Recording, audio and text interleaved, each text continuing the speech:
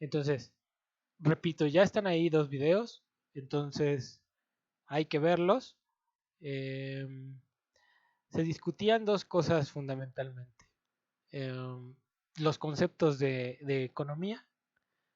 Son 2 conceptos más o menos que se pueden manejar en el mismo sentido eh, o en un sentido contrapuesto, como lo puse en el video. Entonces, por un lado tenemos un concepto que habla de la escasez, que el centro es la escasez y y lo que dice ahí es que la economía utiliza o más bien estudia eh, los recursos escasos y las formas en que se pueden distribuir a sus usos más productivos. Voy a compartir el pizarrón de una vez. Déjenme ver dónde está la cosa esta.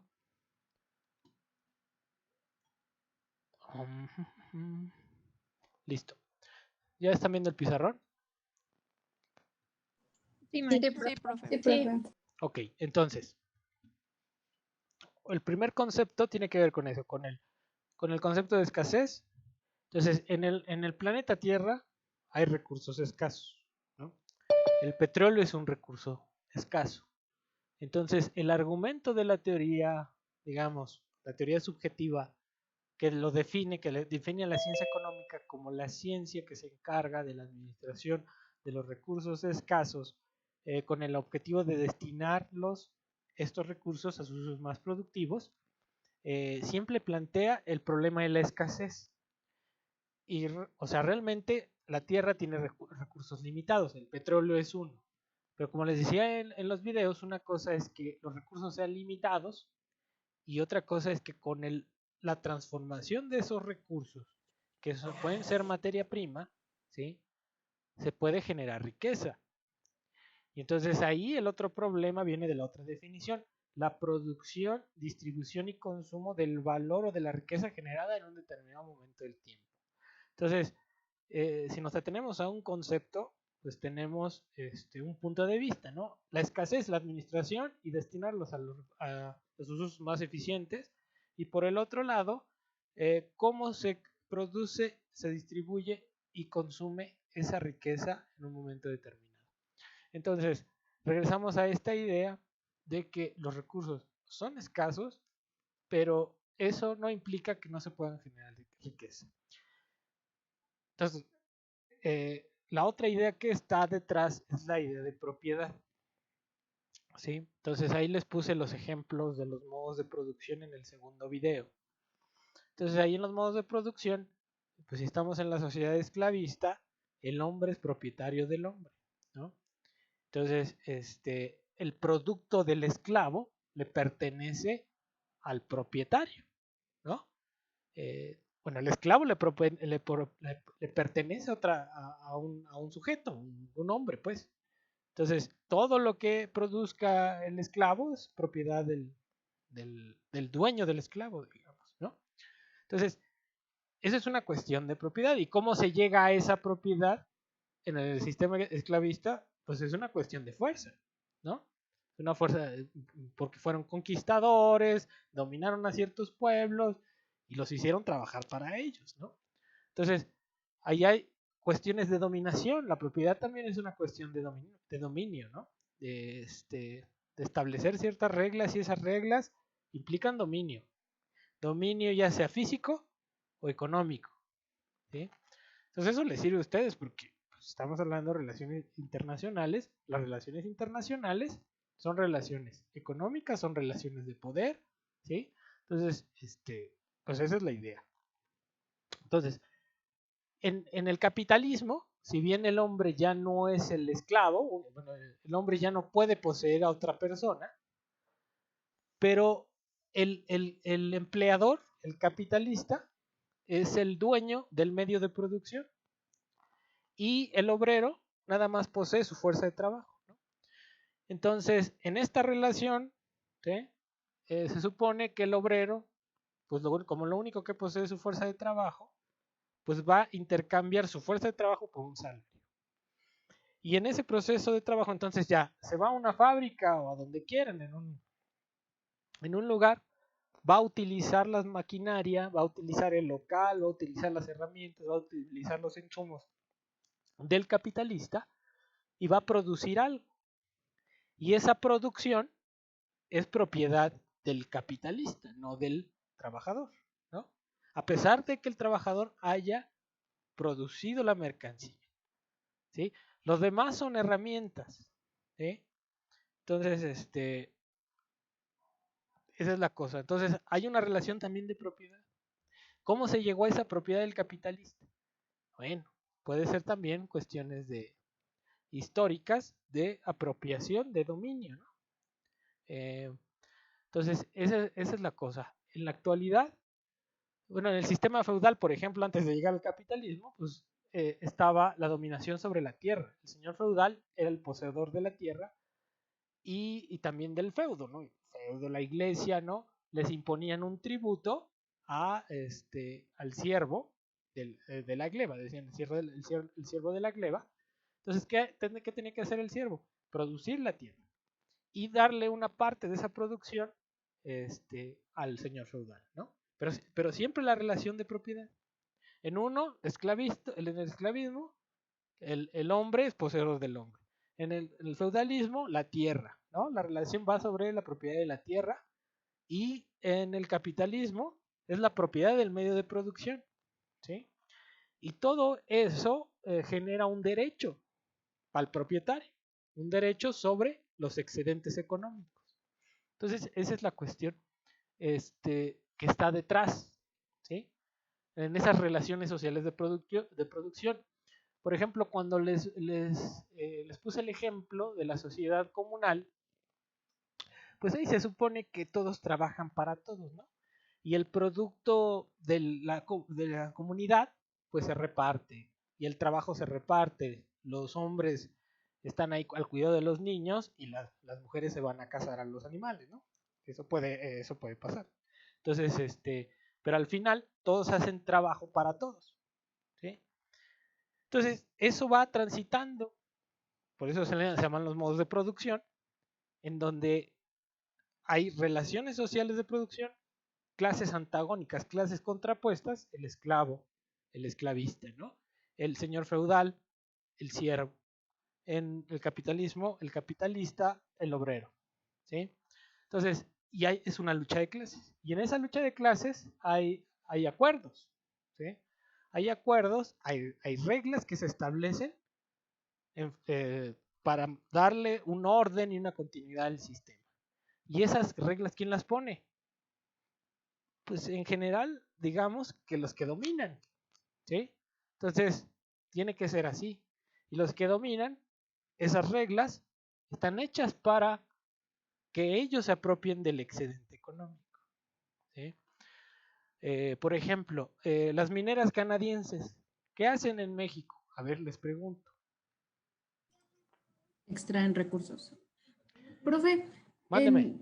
en el contexto, ¿por qué se puso por qué está sonando tanto lo de las mineras canadienses ahorita? ¿Es por las sanciones que puso Canadá a México o por qué? Bueno, ahorita digo, ustedes tendrán su propia idea de lo político, ¿sí? Pero la entrada de este gobierno de pseudo izquierda centro ha traído muchos cambios. Entonces, algo que nadie había hecho desde hace muchísimo tiempo, ¿sí? Y eso se remonta a 1960, 50, ¿sí? Todo ese tiempo, nunca se les habían cobrado impuestos a las empresas, ¿sí? Entonces, este gobierno está cobrando impuestos, ¿sí? Entonces, como están investigando a las empresas sobre su deuda al fisco, pues de repente salen estas noticias de las mineras que no pagan impuestos. Y está la minera esta canadiense que tiene posesión de varias minas en el país y que no ha pagado impuestos y que no quiere pagar impuestos y que todo lo va a llevar a un tribunal internacional sin personalidad jurídica el tribunal porque es una decisión del Estado quien te concesiona la mina, ¿no?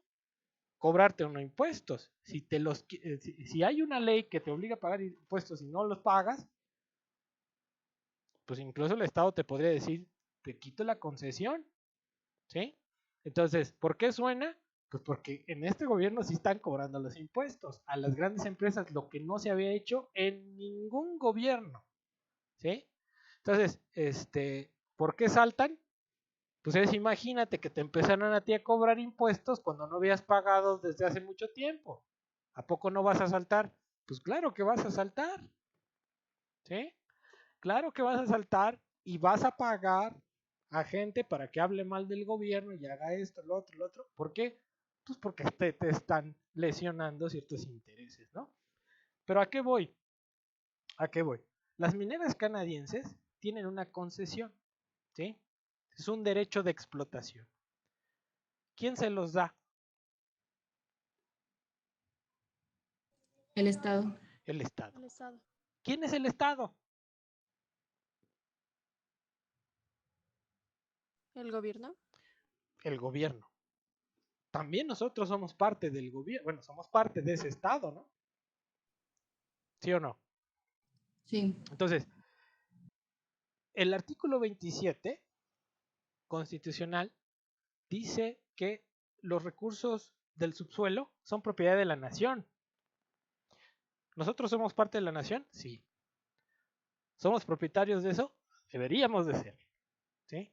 Entonces, y también dice el artículo 27 que él es el que podrá dar concesiones para la explotación. ¿Sí?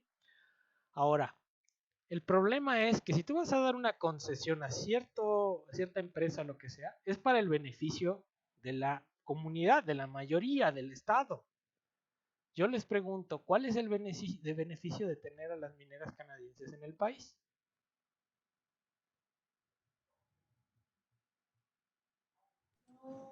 Pues desde una perspectiva que dan empleo a los mexicanos. Ok, entonces, vamos a ver, el empleo. ¿Han visto en qué condiciones trabajan los mineros?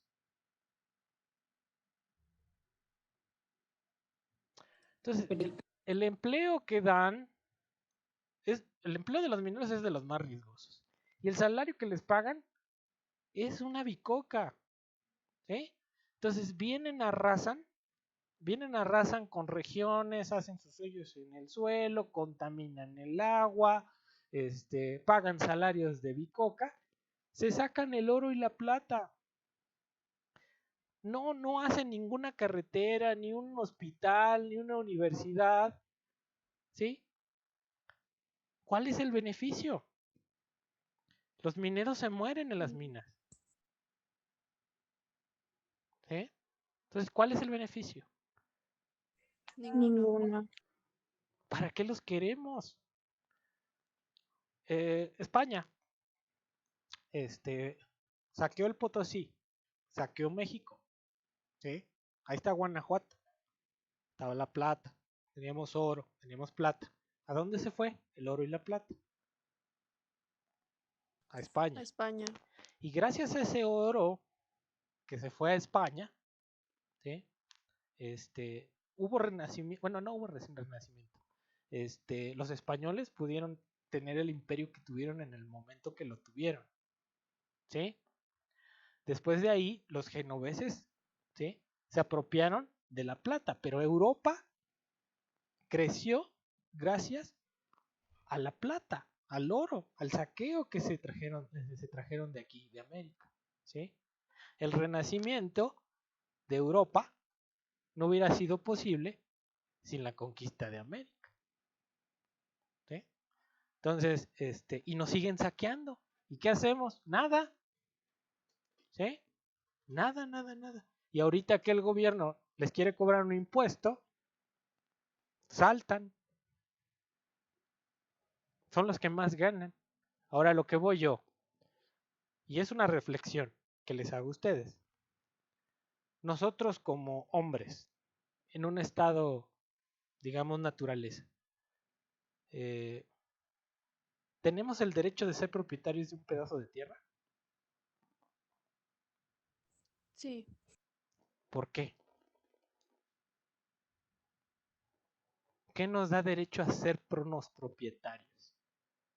A llegar a un lugar y deforestar, correr a los animales y decir aquí estoy yo. ¿Sí? Yo siento que desde el punto político, pues sí, pero si lo ves como más en un ¿cómo se dice? Como en un ambiente pues más ambientalista, como para cuidar a la tierra y eso, pues en teoría no deberíamos de tener como pues nuestra propiedad privada. Pero bueno, de lo que recuerdo de filosofía es que pues como se rige nuestro estado con la división de poderes, pues Montesquieu y Locke hablan de la propiedad privada. Entonces pues siento que es algo que ya viene implícito en la forma en que están gobernados y regidos los países. Pero a lo que voy es lo siguiente. ¿Quién es el que crea la propiedad privada? El humano. No. ¿Quién crea? ¿El El más Estado? fuerte. No. ¿Quién crea la propiedad privada? ¿El Estado? El Estado. El Estado crea la propiedad privada. Es el único que puede. Pero el Estado, ¿qué es? El conjunto de las correlaciones de fuerzas de todos los individuos. Entonces, la cosa es la siguiente. ¿Por qué unos tienen más y otros tienen menos y otros no tienen nada? ¿Sí? Porque el poder se concentra en ciertas manos. ¿Sí? Entonces, yo a lo que voy.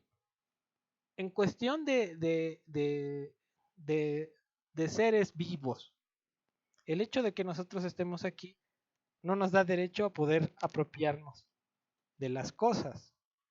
¿Sí? Nosotros nos organizamos en estados, ¿sí? Que se supone que el estado tiene que ver por el bien común, no por el bien de los grupos. O sea, favorecer a unos y deteriorar el bienestar de los otros. Tendría que ser algo igualitario. Pero ese es un deber ser. ¿Sí? Lo que es lo que tenemos. ¿Sí? Entonces, ¿qué es lo que vemos? Desproporcionalidad. A pesar de que el Estado somos todos, ¿sí? Algunos tienen mucho, algunos tienen poco y algunos no tienen nada. ¿Sí? Y eso tendría que estar en un criterio social, porque el Estado tendría que funcionar para todos, no nada más para unos. Pero sigo diciendo, este es el deber ser. ¿Sí? Lo que es otra cosa. Lo que es lo que vivimos. ¿Sí? Entonces, bueno, pero esa es la idea. Entonces, la propiedad de la tierra, propiedad de los medios de producción, propiedad de lo que sea, le genera derechos al propietario para quedarse con el excedente económico. Si yo soy dueño de la tierra y tengo árboles de aguacate, yo meto a trabajar a alguien para que recolecte o coseche los árboles de aguacate, cargue mis camionetas y también que vayan y las vendan. Y yo recibo que el, el, el dinero de la cosecha que se vendió, pero de que se cosechó a que se vendió, intervino el hombre, ¿no? Realizó un trabajo, ¿sí? Que yo no necesariamente lo estoy realizando. Como yo soy propietario, ¿sí? Yo les pago un salario, pero yo me quedo con qué? Con las ganancias o los ingresos de la venta del producto de mi tierra, ¿sí? Yo como propietario puedo rentar la tierra, ¿sí? Entonces, hay gente que vive de la renta de un edificio, ¿sí? Entonces, y no hace más que recibir la renta. Entonces, ¿qué productivos son? Por ejemplo, Salinas Pliego, ¿qué produce?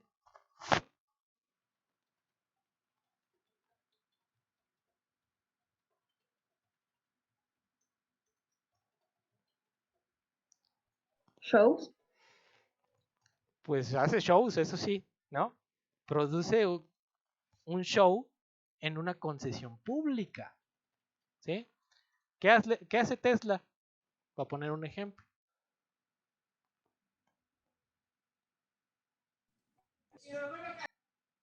A ver, muchachas. Carros. Automóviles, ¿sí? Entonces está transformando que materia prima en un producto final con mucha tecnología, porque son autónomos, ¿no? Hay unos que son autónomos, ya se manejan casi solos, ¿sí? Pero está produciendo algo, está transformando algo, le está incorporando algo, ¿sí? Salinas Pliego vive de concesiones públicas, ¿sí? De bancos, de la señal de la televisión, ¿sí?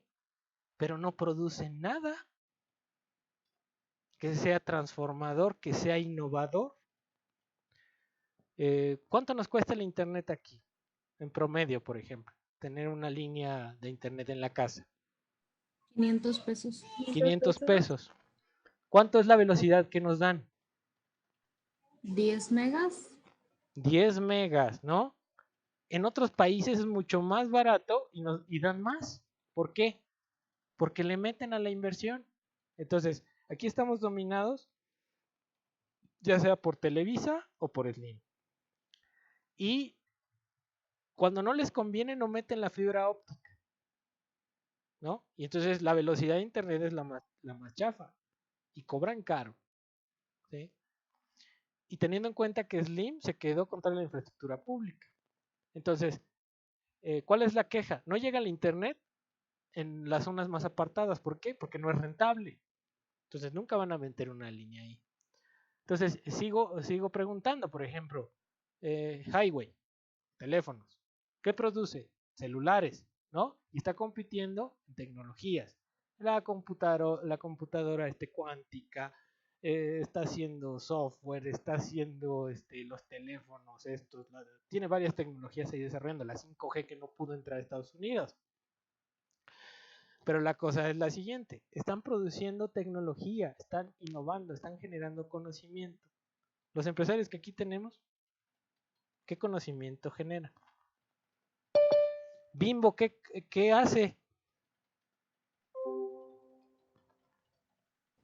Alimentos. Pan, ¿no? ¿Ustedes saben hacer pan?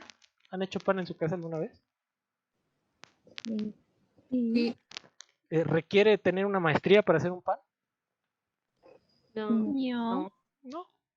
Entonces, vean ese tipo de empresarios que tenemos. Kimberly Clark, papel, ¿no? ¿Cuántos autos producimos nosotros, nacionales, de marca mexicana? Ninguno. Todavía está por ahí Dina, pero produce camiones. Y Dina era de los años 50. Pero no tenemos ninguna marca que se venda en el extranjero mexicano de tecnología. No producimos nada. Entonces, estos empresarios o cuasi empresarios, ¿sí? Son los que dominan el país. Entonces, una cuestión del atraso del por qué estamos es porque son unos empresarios que no innovan, ¿no? Sino que tienen una renta ya por el hecho de tener digamos, esa infraestructura con la que operan, y eso les genera que una renta constante. Son propietarios de eso y no les interesa mejorar, ¿sí?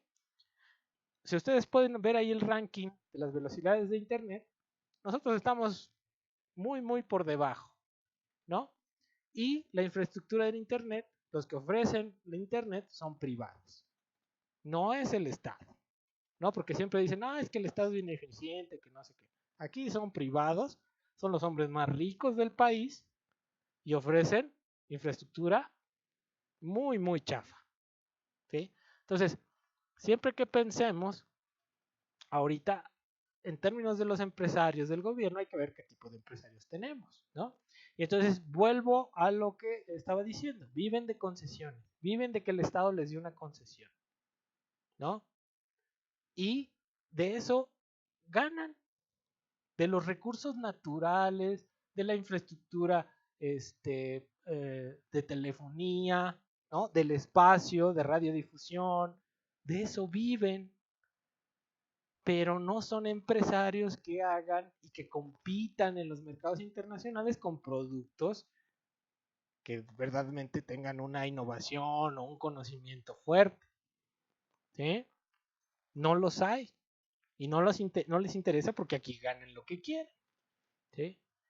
Entonces, bueno, vamos a ver. Entonces, a lo que yo me refería es esa cuestión de la propiedad. Entonces, el Estado da cierta propiedad y eso genera derechos sobre esa propiedad. Si eres capitalista, eres dueño de los medios de producción y eso te da derecho a extraer una parte de la ganancia de la gente que sí trabaja, ¿sí? Entonces, lo que quería ver en esos dos videos fueron otras cosas. Entonces hay otro concepto, ¿no? La propiedad. La propiedad, la lucha de clases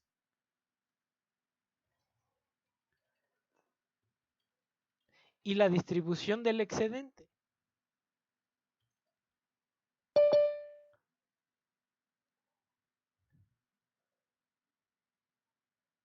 Entonces el problema en la economía es, cómo, aquí ya me estoy metiendo en otro lado. Déjenme, voy a abrir otro, aquí. Es que era de mi clase pasada. Entonces el problema de la economía es, ¿no? ¿Cómo se genera la riqueza? ¿Cómo se genera la riqueza, ¿no? O valor. Entonces, esa es la pregunta central de la economía. ¿Cómo se genera la riqueza o valor? ¿No? Y entonces, para eso hay dos teorías. ¿Sí? La teoría subjetiva y la teoría objetiva. La teoría subjetiva dice que el valor depende del individuo. Y la teoría objetiva dice que el valor no depende del individuo.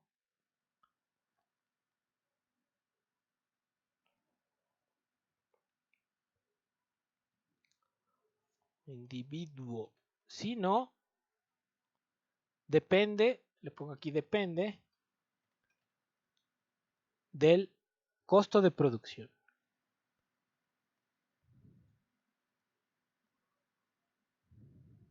Entonces, en los videos ahí yo les puse el ejemplo de la paradoja del agua y los diamantes. ¿Sí lo vieron? ¿Los que lo vieron? ¿Le entendieron los que lo vieron? Sí, profe. Sí, Sí, profe. Sí. Entonces, después de los yacules con limón, ¿no? Ya están ahí en el desierto, ya están caminando, no encuentran agua, se encuentran un costal de diamantes, pero ya se andan muriendo de sed. Y entonces llegan, ven el cuate en el camello con su, ¿cómo se llama? Su cantimplora llena de agua. Y le dicen, no, pues te doy, no sé, medio costal de diamantes, dame un vaso de agua, ¿no? Entonces, ¿por qué? Porque en ese momento valoran un vaso de agua mucho más que esos medio costal de diamantes, ¿no? Entonces, eso lo que dice es que en un momento determinado el valor está determinado por la subjetividad de los individuos. Entonces, eso es lo que dice la teoría subjetiva. Por el otro lado, la otra explicación sería que el agua es muy cara en el desierto porque cuesta mucho producirla, ¿sí? Entonces, en nada tiene que ver la subjetividad del individuo, sino que es una cuestión del costo de la producción para realizar cierto bien. Entonces, la teoría subjetiva se basa en la escasez y en el individuo para producir el valor del bien. Entonces, por ejemplo, imagínense que, bueno, este chocolate yo me lo comí. Esto era un chocolate. Entonces, ¿les gusta el chocolate? Sí. Sí. Bueno, Sí. entonces, si yo les preguntara a ver, a Luz Lemus, si yo te preguntara, del 1 al 10, ¿cómo valoras un chocolate?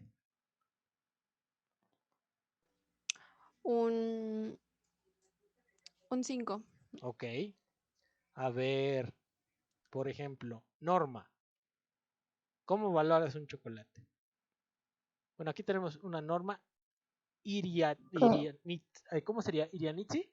Sí. Irianitsi, Ok. ajá. ¿Cuánto un chocolate? ¿Cuánto valoras? Del 1 al 10. Pues yo creo que como un 8. Ok. Les pregunto ahora a todos y todas. ¿Cómo sé yo que el 5 de luz, en términos de intensidad, no es igual al de Norma? ¿Lo puedo saber?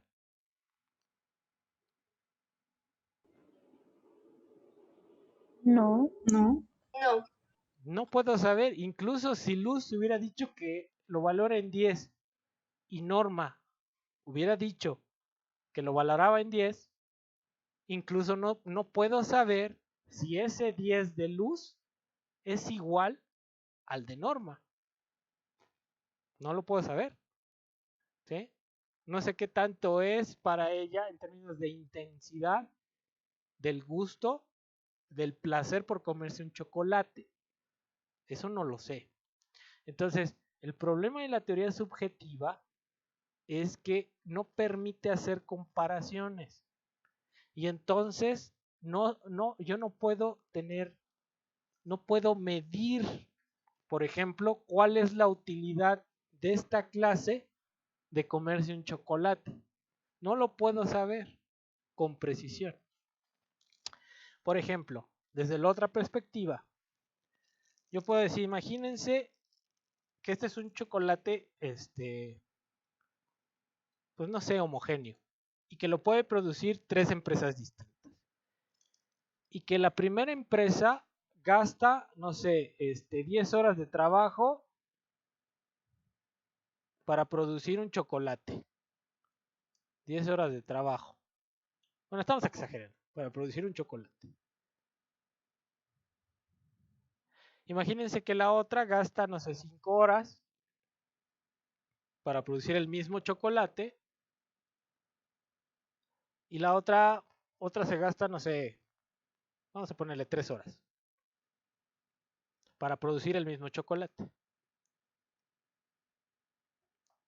Si yo les preguntara con esta información, ¿cuánto valdría el chocolate en el mercado?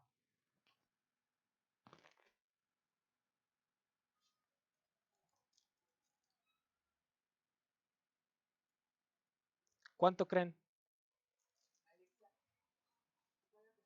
Variaría dependiendo de cada empresa. No, pero en promedio, ¿cómo estaría el precio del chocolate? ¿Cuánto vale ese chocolate?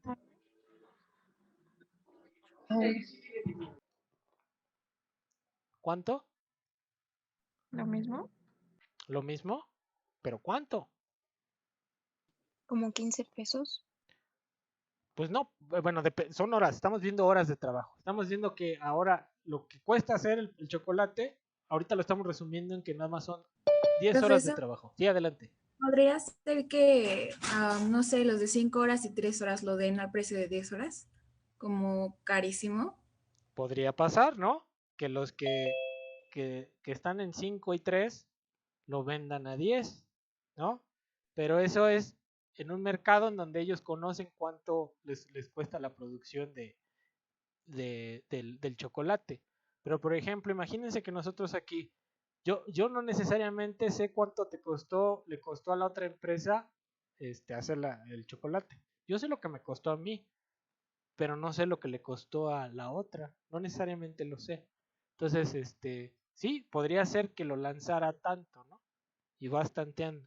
Pero si tú te quieres quedar con el mercado, ¿quién se podría quedar con el mercado aquí, en este ejemplo? El de 3 horas porque lo puede vender más barato porque le cuesta menos producirlo. Exactamente.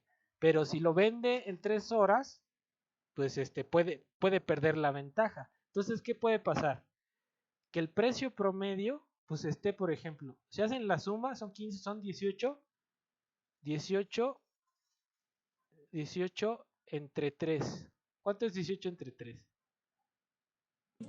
6. 6. Entonces, lo que me diría que en promedio en promedio, el precio del chocolate en el mercado está en 6. Algunos lo darán por encima de 6 y otros por debajo de 6, ¿sí? Pero el precio más o menos del chocolate está en 6, ¿sí? Entonces ahí yo puedo tener una medida más o menos objetiva, independientemente de lo que a mí me guste o no el chocolate, ¿sí? Por ejemplo, a Luz no le gusta tanto chocolate, porque ¿por cuánto pusiste el chocolate, Luz? ¿8? 5. 5. No le gusta tanto el chocolate. Pero independientemente de que no le guste, ¿a poco cambia el precio del chocolate? No. No. No, entonces el precio del chocolate está determinado por unas cuestiones de costo que no tienen que ver con la subjetividad de los individuos, ¿no? Entonces, eso es lo que más o menos, y aquí en este ejemplo podemos ver que al final la que puede quedarse con el mercado es la que produce con una técnica más eficiente, porque si lo producen en 3 horas es porque tiene otra tecnología que le permite hacerlo de manera más eficiente. Pero entonces, el precio de la producción aquí está determinado por dos cosas, el trabajo y la técnica de producción, ¿sí? Que son cuestiones objetivas. Y si la última fábrica que produce el chocolate en 3 horas, lo puede producir así porque tiene una máquina mejor, o tiene mejores ingredientes, o tiene mejores trabajadores, pero en ese sentido también le cuesta más comprarse una máquina mucho mejor, ¿no? Entonces, lo que va a hacer es vender más. Entonces, si quiere, digamos, tener ganancia, tiene que vender mucho más que las otras. Y lo puede hacer, ¿por qué? Porque tiene mejor costo individual, ¿sí? Entonces, esas dos cosas, el costo de la producción, y la técnica de la producción, tienen que ver en la determinación, en esta teoría objetiva, del valor. Entonces, la unidad de valor, ese es el otro problema. ¿Cuál es la unidad de valor? Y cuando digo unidad de valor, me estoy refiriendo a cuál es la unidad que se mide. Para la teoría subjetiva es el útil. ¿Qué es el útil? Pues la unidad de utilidad. El problema es que este útil es diferente para cada cosa y para cada persona, ¿sí? Entonces no es una medida que objetiva, es subjetiva, pero sería el útil, ¿no? El chocolate, ¿cuántos útiles te da? A Luz le da 5, ¿no? A Norma le dio 8, ¿sí, Norma? Sí. Sí. ¿Sí? Entonces, pero ese útil para Norma es diferente del de Luz y va a ser diferente para el de Aranza, para el de América, para el de Diana, para el de Daniela, para el de... Va a ser diferente, ¿sí?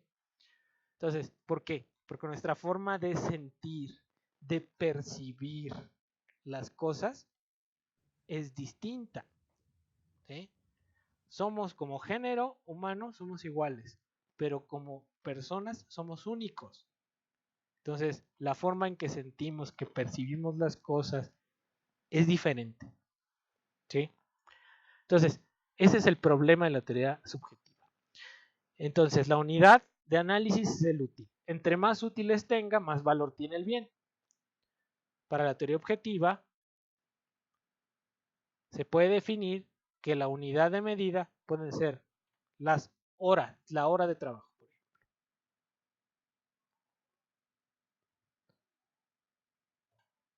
¿Sí? La hora de trabajo, el minuto de trabajo, la jornada de trabajo. Una unidad de tiempo en la que se realiza cierto movimiento o cierto desgaste físico, ¿sí? Eso puede ser un poco más objetivo que la otra. Sin embargo, lo que determina en términos generales la unidad de valor es la hora de trabajo en términos medios para la producción de una determinada mercancía. Entonces, si regresamos al ejemplo del chocolate, ¿cuál es en términos medios el costo de la producción del chocolate. 6 horas. Las Seis. 6 horas. Las 6 horas, ¿no? Entonces ese es un dato. Para la producción de este chocolate en específico, en promedio se requieren 6 horas. ¿Sí? Y entonces, cualquiera que tenga más trabajo, costará más. Y cualquiera que tenga menos, costará menos. ¿Cuál se va a vender más?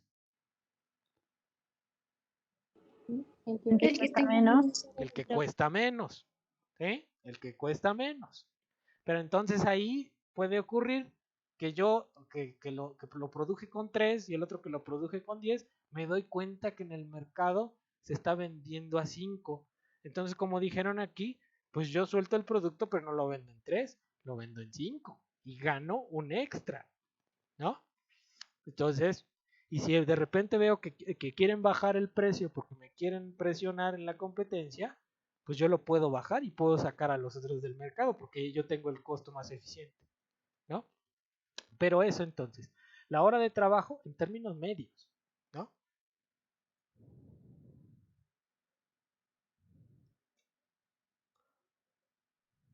¿Sí? Entonces, yo tengo en la teoría económica esa pregunta que trato de resolver, ¿no? ¿Qué es lo que crea el valor? ¿No? La utilidad, el trabajo, ¿qué? Y entonces, ¿qué es lo que le da valor a las mercancías? Entonces, una dice, pues son los útiles. Y la otra, los útiles y la escasez, ¿no? ¿Sí? El útil sumándole la escasez.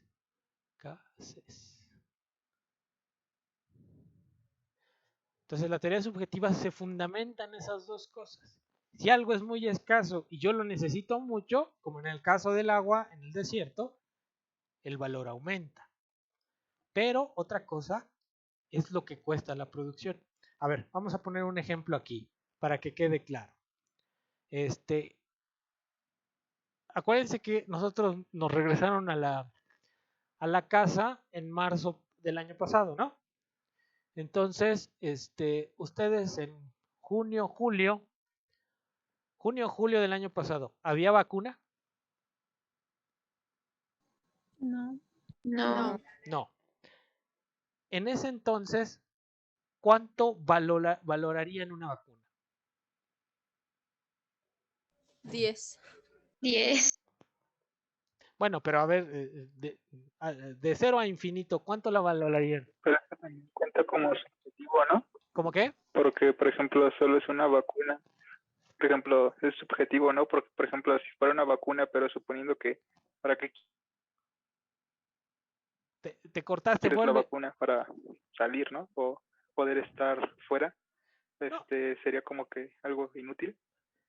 Bueno, pero a ver, la vacuna es algo que te garantiza, ¿qué? La vida, ¿no? Entonces, ¿cómo la valoran? ¿Cómo valoran su vida? ¿Cuánto la valoran? Les pregunto, ¿cuánto valoran su vida? Infinito. Es invaluable, ¿sí? Entonces es algo, un valor muy grande y no había vacunas, ¿sí? Entonces ustedes le podían atribuir a la vacuna un valor muy, muy grande. Hoy que hay vacunas, ¿cuánto cuesta?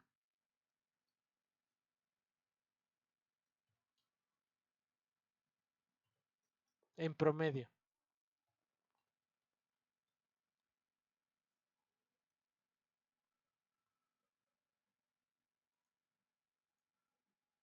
¿Qué onda, niñas? ¿Ya se fueron? ¿O están Pues carburando? están caras, ¿no? Bueno, se supone que no se venden, pero ¿Cuánto? eh, no sé, como 1,000 pesos. ¿$1,000? No No, sé. Bueno, $20 máximo, ¿no? ¿Cuántos son $20? $20 el promedio, como 100 pesos. No, un poquito más, ¿no? Está como casi 20, Como ¿no? 400. ¿No? Supongamos que $500, ¿sí? Pero eso, a lo que la valoráramos, a lo valoramos antes, pues es una diferencia enorme, ¿no? ¿Qué determina que el precio de la vacuna en promedio sea de $20?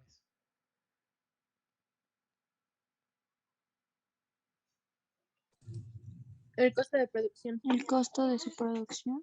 Entonces, independientemente de lo que uno piense, ¿sí?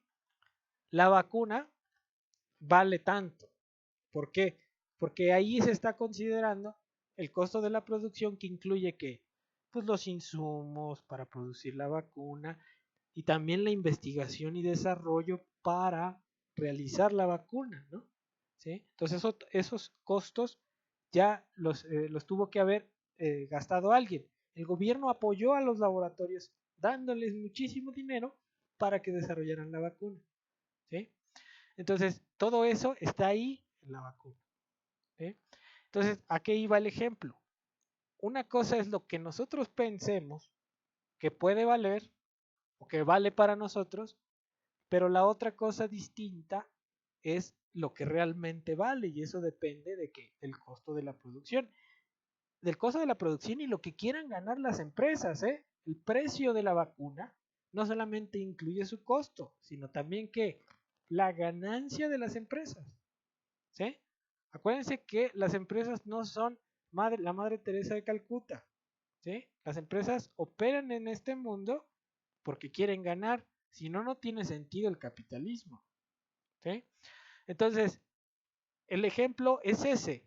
Nosotros podemos valorar algo, imaginarnos que vale tanto, pero realmente el precio, el valor de esa mercancía está determinado por una cuestión intrínseca al proceso productivo y a la decisión de las empresas de cuánto quieren ganar, ¿sí? Entonces, esa es la idea que hay detrás, ¿no? De la teoría objetiva y de la teoría subjetiva. Entonces, este, no sé si quede claro, chavos y muchachas. Sí, sí queda Sí, claro. sí queda claro, maestro. Como que ahorita están como que muy desanimadas. ¿Qué tienen? Desanimados. ¿Qué les pasó? Hace mucho calor. No, eso sí, hace muchísimo calor, pero pues, son las 7 de la noche, abran la ventana ahorita que se puede. El clima está loco, ¿no? Refresquense tantito. Pero, ¿tuvieron clase a las qué? ¿A las 5 de la tarde o a las 4? A las 3. ¿A las 3? A las No, 3. pues ya está largo. Ya están en la hora zombie. Ahorita sí ya están así como que yo les digo cosas y ustedes están acá, ¿no? Entonces ya, me apuro. Pero el chiste es que más o menos agarren la onda. Ahora, eh, entonces eso es lo que más o menos discutí en los videos. Por ejemplo, hay teóricos, ¿no? Que hablan, por ejemplo, desde el punto de vista de la teoría subjetiva, Jeremy Bentham.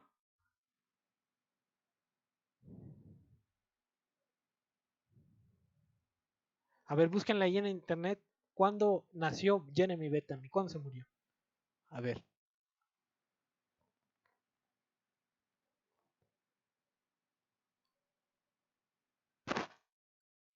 ¿Quién dice yo? Nació en 1748 y murió en 1832. 1748 y murió en 32. 1832. Entonces, Jeremy Bentham es un teórico subjetivista y escribió en este periodo, más o menos siglo XIX, siglo XVIII, y escribió lo siguiente, dice. Decía, el hombre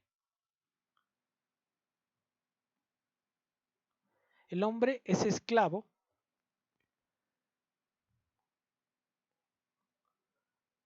de dos amos.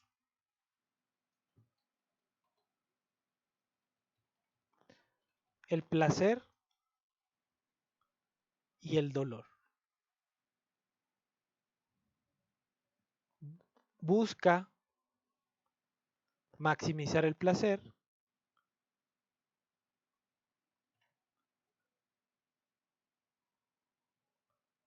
y minimizar el dolor. Es lo que él decía.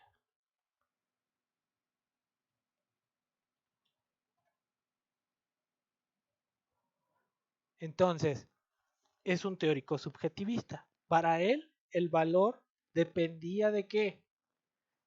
de la utilidad que le produjera a un hombre un determinado bien o el perjuicio, y si te produce perjuicio, pues en lugar de producirte un bien te produce un mal.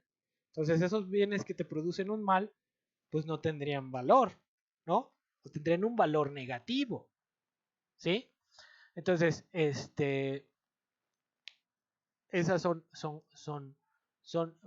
cosas, él está planteando uno de los planteamientos, digamos, básicos del hedonismo individualista, ¿no? Entonces, ¿qué planteaba Jeremy Bentham? Él decía que el bienestar social de una comunidad se podría medir a través de medir el bienestar de cada uno de los individuos, ¿no? Pero nosotros ya vimos que no se puede, eso no se puede, es imposible medir exactamente cuál es el bienestar que te produce determinada cosa. Si lo llevamos en términos de la política o de la decisión política, ¿cómo vas a medir los efectos, ¿no?, en la utilidad de los individuos de una política en particular? ¿Cómo lo mides en términos hedonistas? Pues tendrías que aprender a medir esos útiles que le produce la política a cierto individuo, ¿no? Entonces, eso es imposible y no se ha resuelto, ¿sí? Entonces, y luego también todavía asumen, ¿no?, que esa es la mejor política, ¿no? Que, por ejemplo, Margaret Thatcher y Ronald Reagan en los 80 decían, no existe tal cosa llamada sociedad. Lo dijo Margaret Thatcher.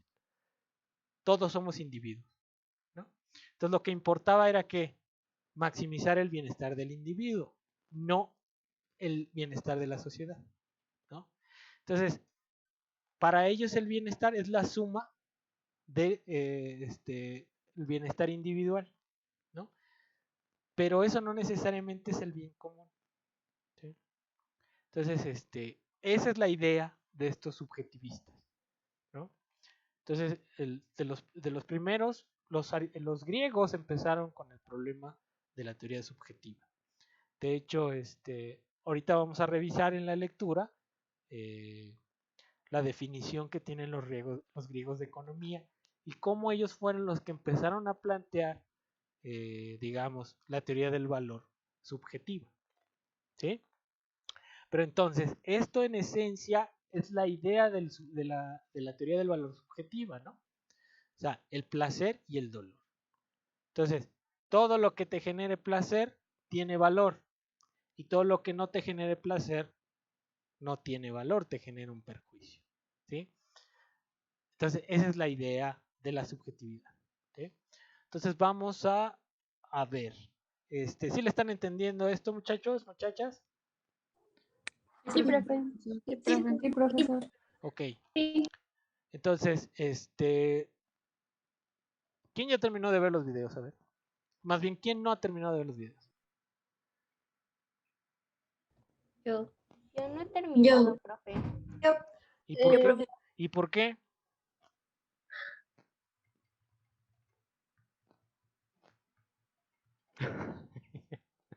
Si se ponen los audífonos ahí, ya aunque sea. Ahorita ya se va a escuchar mejor, ya me puse aquí el bozal para que se escuche mejor, creo que se escucha mejor, ¿no?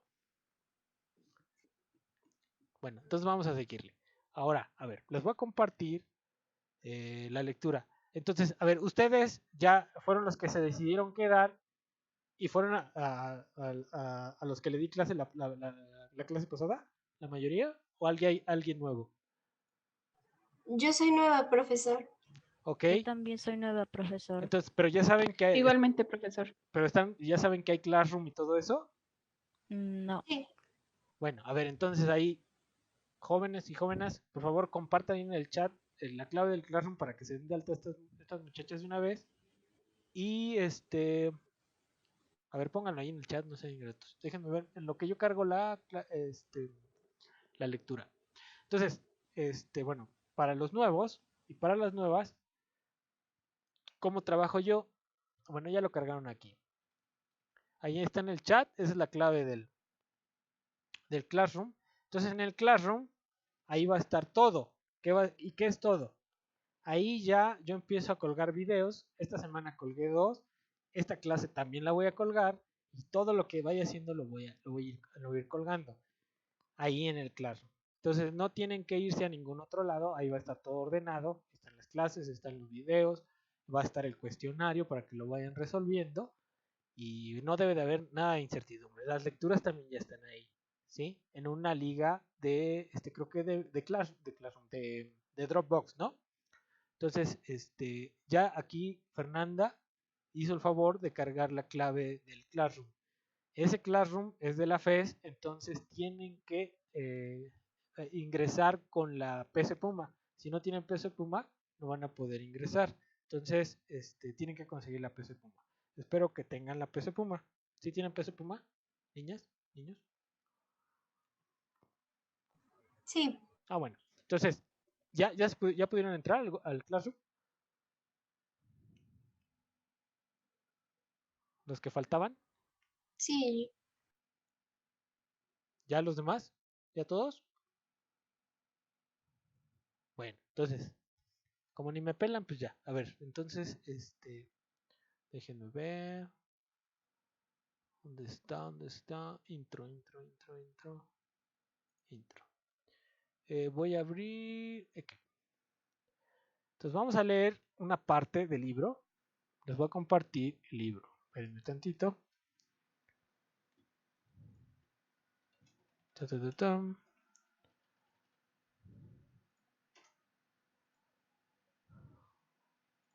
Déjenme compartir. Espérenme. ¿Es otro nuevo libro, profe? No, ¿O de no, los que el de están? Ekelum, los que están ahí. Entonces, a ver, Ah, ok. los que ya entraron ahí, ahorita voy a compartir denme chance. Espérenme tantito. Voy a compartir el libro. ¿Dónde está el libro? Ya lo perdí. Ok. Me dicen cuando lo vean, ¿sale? Ok. Ekelum. Y aquí voy a empezar a captura de pantalla. Aceptar. Ok. Entonces,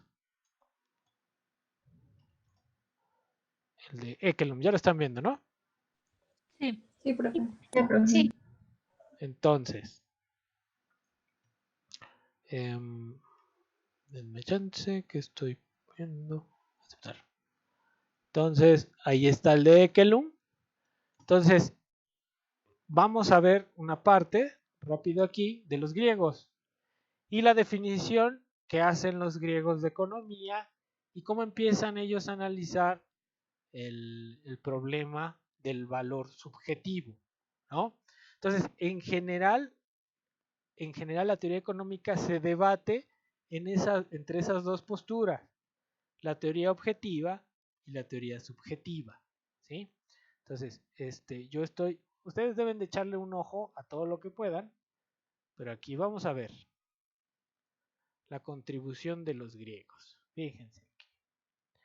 A ver, ¿quién quiere leer? Yo, profesor. A ver, nada más dame chance, lo voy a hacer un poquito más grande. Esperen, lo centro. Ahí está. A ver. Adelante, porfa. Que dice, la antigua cultura griega admitía dos ideas opuestas de individualismo.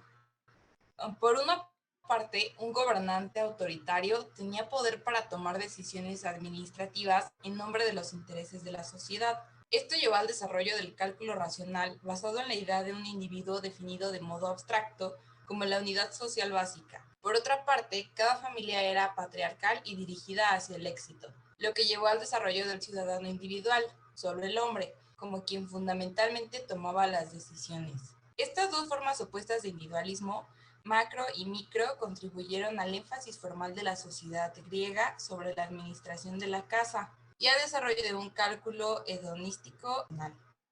Entonces, fíjense ahí, los griegos definen a la economía como oikonomía, que es la administración de la casa, ¿no? Y están pensando tanto a nivel de la casa, su propiedad, como a nivel del Estado, a nivel del individuo, cómo organiza su casa y cómo el gobernante organiza el Estado, digamos. Ahora, los griegos eran sociedades esclavistas, ¿no?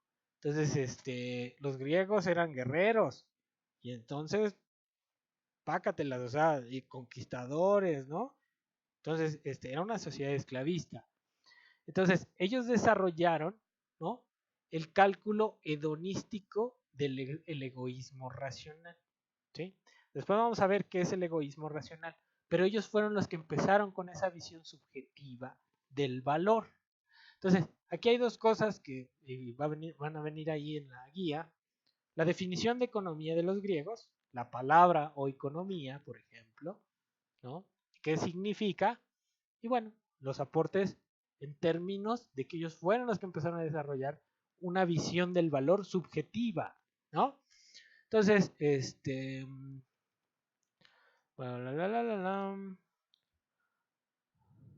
a ver, ¿quién quiere leer? Yo. Yo. A ver, ¿quién dijo yo? Ya son dos yo. A ver, Luz. Yo. A ver, Luz, y luego ya, ahí ahorita leemos, no hay ningún problema. A ver, Luz, ese pedazote, por favor. A ver, dice, como que los griegos se concentraron en los elementos de control humano, desarrollaron el arte de la administración más que la ciencia de la economía. Su economía, después de todo, era básica y simple, consistía en una agricultura primaria y en un limitado comercio de lujo. La producción de bienes era supervisada en grandes fincas rurales y en los ¿en los qué? En los acuartelamientos de los jefes militares. El Estado tenía pocos gastos que no fuesen de índole militar. Era principalmente el punto focal de las actividades religiosas y militares. Sin embargo, en el curso de la elaboración de la naturaleza de la administración, los griegos desarrollaron estructuras analíticas que tienen significado para la teoría económica. En particular, los siguientes componentes de la economía moderna tuvieron su origen en el pensamiento griego: el cálculo hedonístico, el valor subjetivo, la utilidad marginal decreciente, la eficiencia y la asignación de recursos. Los principales autores de este periodo que contribuyeron al análisis económico fueron Xenofonte, Platón, Protágoras y Aristóteles. ¿Sí? Entonces ahí viene el aporte fundamental. Entraron duro a la teoría subjetiva del valor. Aristóteles es uno de los griegos que casi llegó a resolver el problema, bueno, una teoría o a conceptualizar una teoría objetiva del valor. De hecho, ahí Marx, en el Capital, le reconoce a Aristóteles que casi logra resolver ese problema Aristóteles. Sin embargo, lo que dice Marx es que no pudo resolverlo porque la sociedad era esclavista. Entonces, luego vamos a profundizar un poquito aparte de esto, pero es interesante, ¿no? Entonces, en general, bueno, ellos fueron los primeros que empezaron a desarrollar esta teoría subjetiva del valor. La utilidad marginal decreciente, ¿no? Que es uno de los conceptos fundamentales de la teoría económica dominante en la actualidad, ¿eh? La teoría económica dominante en la actualidad sigue siendo de alguna manera subjetivista, ¿sí? Ahí, bueno, ya son cuestiones matemáticas un poquito medio locas, ¿sí? Que a ustedes igual no les tiene que interesar, pero la cuestión es que la economía actual, la dominante, es una teoría ciertamente hedonista, ¿sí? Entonces, y ustedes dirán, bueno, ¿cómo es posible que una ciencia económica dominante se pueda solventar basada en cuestiones subjetivas? Esa es una gran crítica fundamental para la teoría dominante. ¿Cuál es la teoría dominante? Pues la teoría neoclásica en general, ¿sí? Y con algunas ahí ramas, como incluso los, ¿cómo se llaman? Los austriacos, la economía austríaca. La economía austríaca desarrollan el principio marginal. Vamos a leer ahí a Menger y vamos a leer a Gibbons y Walras, ¿sí? Ellos son marginalistas que están pensando en esa utilidad marginal decreciente a medida que se consume. Entonces, por ejemplo, el ejemplo de la utilidad marginal decreciente es el siguiente. Imagínense otra vez, volvemos al desierto y ¿cuánto darían por el primer vaso de agua? Ya están muriendo de sed. ¿Cuánto darían por el primer vaso de agua? La mitad. La mitad de los diamantes. ¿Cuánto darían por el segundo? Menos de la mitad. ¿Cuánto darían por el tercero? Menos de esa mitad. ¿Cuánto darían ya por el primer litro? Esa es la Menos idea. o Pero ya nada. no, o ya nada, tal vez ya llegaste a los 3 litros y ya estás y te ofrecen otro vaso de agua y ya se la avientas, ¿no? Porque dices, no, ya, si tomo más agua me reviento y me muero, ¿no? Entonces, ese es el principio de la utilidad marginal decreciente. Entonces, a medida que llego a encontrar un punto de saciedad, ¿sí? Ya después el consumo del mismo bien se vuelve ¿qué? Dañino, ¿no? ¿Sí? Ahora, hay bienes que los consumimos, que nos dan placer, pero nos perjudican, pero gacho, ¿no? Yo les decía a las de CP en la mañana, que ya no tomen azúcar, ¿no? El azúcar es veneno, ¿sí? Ya no tomen Coca-Cola porque es veneno embotellado, ¿no? Pero en general azúcar, ¿no? O sea, ¿por qué creen la diabetes y todo eso? Pues porque consumimos puras harinas, mucha azúcar, el azúcar es malísima. Tienen que dejar de consumir azúcar. Es en serio, ¿eh? Entonces, cuando dejen de consumir azúcar, hasta el paladar cambia. Ya pueden saborear las tisanas, lo que sea, se saborea de otra forma. Entonces, pero en general sí, el azúcar es veneno, ¿eh? Entonces, y nos gusta el azúcar, nos gusta lo dulce. ¿O a quién no le gusta lo dulce? ¿No? Pero lo dulce nos puede hacer daño. Y no necesariamente lo sentimos como daño, ¿no?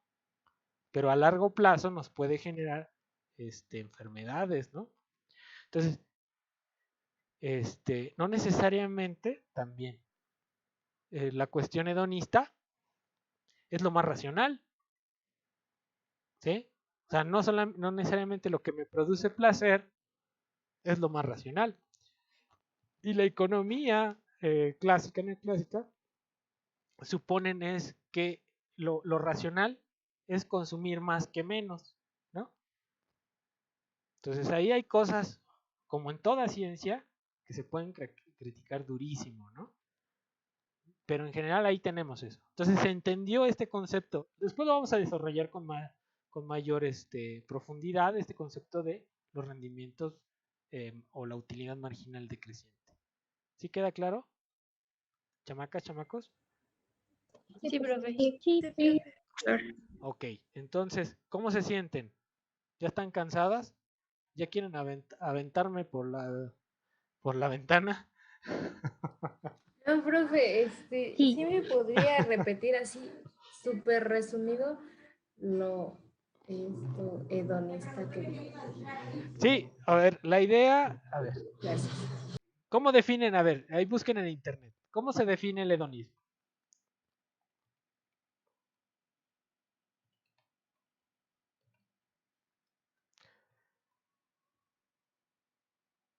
Dice doctrina ética que identifica el bien con el placer, especialmente con el placer sensorial e inmediato. ¿Sí? Entonces ahí está el placer sensorial e inmediato. Entonces, el hedonismo tiene que ver con ¿qué? Con lo que dice Jeremy Bentham. Maximizar el placer y minimizar el dolor, ¿no? Entonces, pero yo les digo, eso no necesariamente es racional. Y lo que presume la teoría económica dominante es que es una teoría racional, porque dicen que es mejor consumir más que menos, ¿no? Entonces, bueno, ¿racional en qué sentido? ¿Sí? Consumir más aumenta la utilidad si me estoy comiendo chocolates y me gusta mucho el chocolate, pues sí, pero me va a causar daño. Entonces eso es consumir más no necesariamente racional, aunque en el momento yo sienta placer, ¿no? Entonces, eso no es racional. Pero bueno, eso es lo que se piensa. Entonces, esa es la idea. Entonces, vamos a Gracias. ver. ¿Sí quedó claro, Kelly? Sí, profe, gracias. Yo sé que esto es puro choro, pero hay más o menos. Entonces, a ver, vamos a ver. Después vamos a leer a Adam Smith, a David Ricardo. Vamos a ver en general las teorías del valor. Estamos viendo qué es el valor. Ahorita hemos llegado a dos concepciones, nada más. Teoría objetiva, teoría subjetiva. Si se entiende eso, está bien. Entonces, la teoría subjetiva del valor, en la teoría subjetiva, el valor depende del individuo. ¿Sí? Profe, perdón por entrar y salir, pero la luz de mi calle se está cortando. No te preocupes, eso nos pasa aquí a todos. Que pasen los tamales y que aquí se me sube un gato de repente. Puede pasar, entonces no hay ningún problema. ¿Sale? Entonces, el chiste es que, bueno, vayamos viendo los conceptos, que se vayan entendiendo, y estamos aquí masticando esos conceptos y tratando de que ustedes los entiendan más o menos. ¿Sí? Entonces, hoy lo que vimos, dos cosas. Teoría objetiva, teoría subjetiva. Una depende de la subjetividad del individuo, la subjetividad del individuo y la escasez es lo que le da valor a las cosas. Y en la otra, lo que le da el valor a las cosas es el costo de la producción y también la necesidad de ganancia de las empresas, ¿no? O sea, recuerden, las empresas no son María Magdalena, no son, ¿cómo se dice?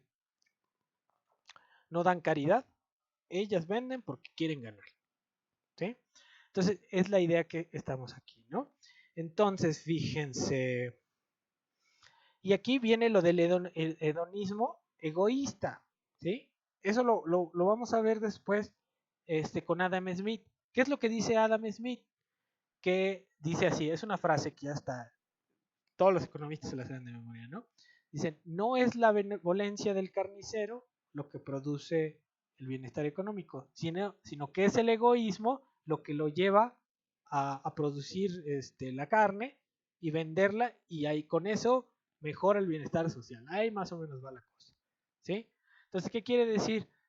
Que los capitalistas o sea, que la sociedad mejora por cuestión de que todos son egoístas y en ese egoísmo, como todos quieren ganar, todos quieren producir, todos quieren ganarle al otro, la competencia que se genera entre ellos produce bienestar para los consumidores, ¿no? Entonces, esa es la idea del egoísmo hedonista, ¿no? Entonces, por un lado, todos van por su beneficio, que es obtener más ganancias, y en ese egoísmo, como compiten, mejoran las técnicas, mejoran los productos, y eso produce bienestar para todos los individuos que consumen y en general. Ellos ganan y los otros consumen. Entonces, esa sería, digamos, la visión, grosso modo, de lo que implica el hedonismo egoísta, ¿sí? Entonces, bueno, no sé cómo la vean.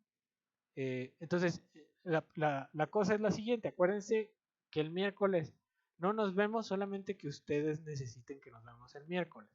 Voy a seguir mandando los videos y tienen que revisarlos todos y tienen que responder el maldito cuestionario. Entonces, el lunes, ¿sí? Se me toman un, no sé, Yakult con chamoy para que estén bien pilos y que empiecen a preguntar de lo que hay en los videos, ¿no? Si no, ya nos vamos a ver el lunes y miércoles. Y aparte los videos, ¿no? Entonces, necesito que se pongan pilas viendo los videos, ¿no? Yo sé que esta es la primera clase porque ya fueron los cambios, entonces ya hay que entrarle a la economía. Si tienen chance, pues revisen también las lecturas, ¿no? Ahí está el libro. Me gustaría que revisaran lo de los griegos, así como una visión general. Y con eso tengo, ¿no? Entonces, la idea es, les digo, como yo he venido trabajando desde el semestre pasado, dejar el cuestionario, hacer los videos, hacer las clases sincrónicas, ¿no? Entonces, los veía el lunes, hago los videos, ustedes los revisan las veces que quieran, responden su cuestionario y van sacando dudas, ¿no? Entonces, no sé si quede duda de lo que vimos hoy, ¿sí? Y si hay, les digo, revisen los videos, ¿no? Va a haber dudas. Y yo voy a mandar más videos sobre el contenido del curso para avanzarle, ¿sí? No sé cómo se sientan. El primero fue de 12 minutos y todos lo vieron. Ya el de 30 ya, como que no todos lo vieron, ¿no? Entonces, a ver, entonces, la última pregunta. ¿Ya todos pudieron acceder al Google Classroom? Sí, profe. ¿Quién, Sí, profe? Profesor. Sí. Profe. Sí, profe. ¿Solo qué? A ver, ¿quién? ¿Qué pasó?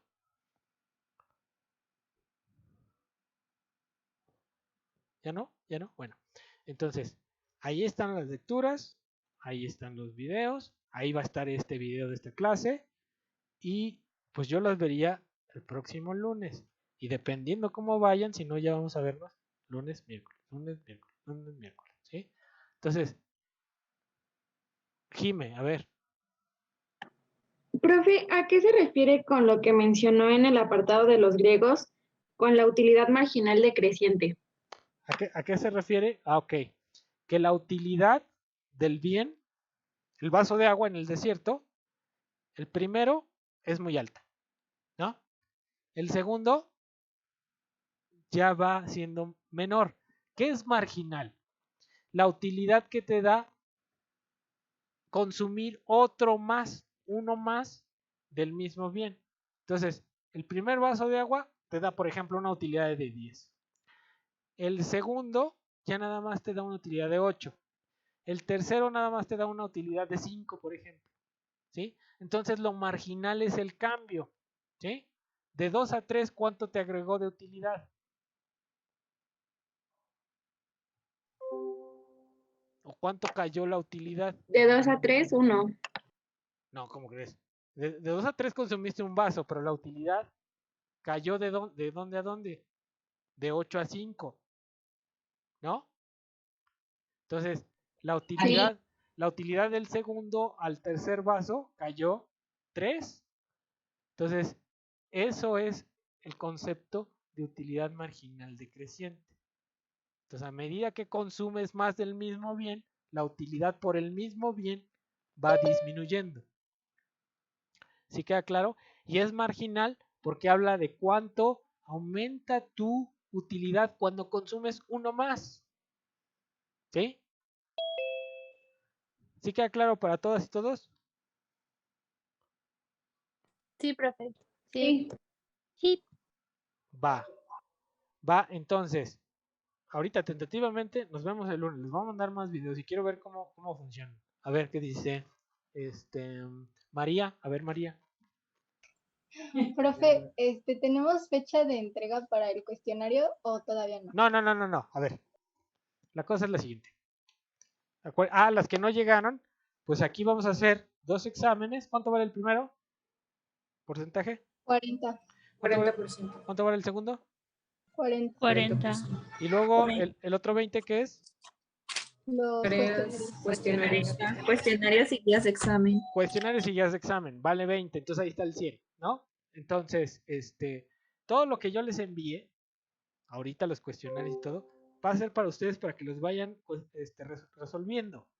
Entonces ya cuando nos acerquemos a la fecha del examen, ustedes ya van a tener un mamotreto de preguntas aquí, espero que resueltas y con muchas dudas, ¿no? Entonces vamos a hacer clases sincrónicas para ir resolviendo las dudas del cuestionario, ¿no? Y eso, todo ese material es su guía de examen y eso me lo van a entregar después de que hagan el examen, ¿sí? Después. A mí no me interesa que me lo entreguen antes, me interesa que me lo entreguen después, ¿sí? Porque si no, les doy más trabajo y mejor prefiero que estudien y que hagan el examen, ¿no? Los exámenes, acuérdense que, ¿dónde los vamos a hacer? En Classroom. Classroom. En Classroom. Entonces, ahí pues tienen el libro, tienen los videos, entonces pueden copiar ahí lo que sean. Si tienen novio economista, pues se llevan al novio economista, nada más donde, pues igual que sepan, ¿no? Porque luego hay unos que no saben nada. Entonces, bueno, nada más con cuidado ahí. tienen abuelita economista, pues se la llevan, oye abuelita, hazme mi examen, ¿no? Lo que sea, ¿sí? Lo que sea. Entonces, pues yo no los veo, ¿no? No los voy a ver, entonces cualquiera puede hacer el examen. Entonces es para ustedes el examen. La guía, pues es para que aprendan, para que vayan aprendiendo más o menos los contenidos del curso, ¿no? Entonces, bueno, ese es el trato y pues bueno, les digo, yo las dejo porque ya creo que ya están cansadas y cansados. Oigan, no hay muchachos, así tengo un muchacho por aquí. ¿Cuántos muchachos tengo? No, dominan las mujeres aquí en relaciones internacionales. No hay. Matriarcado. No, está bien. Yo estoy a favor de las mujeres. Pero, pues sí, los chamacos ya ni hablan, ya los minimizaron, No, qué feo, pero bueno, ya. Entonces, muy bien. ¿Dudas? Nada más no existenciales, ¿eh? A ver, Aranza, ¿qué dijiste? Que no había dudas. Ok. Entonces, dudas que no sean existenciales, bienvenidas. ¿Algo más?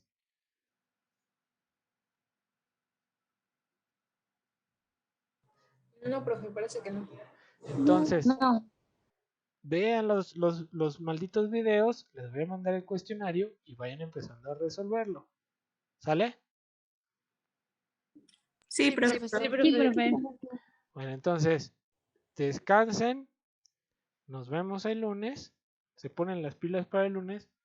Y a ver si avanzamos mucho más entre los videos que voy a enviar y la clase del lunes. ¿Va? Sí, profe. Sí, profesor. Sí, Profe, ¿el profe. video lo va a subir el Gracias. miércoles? ¿Perdón? ¿El video lo va a subir el miércoles?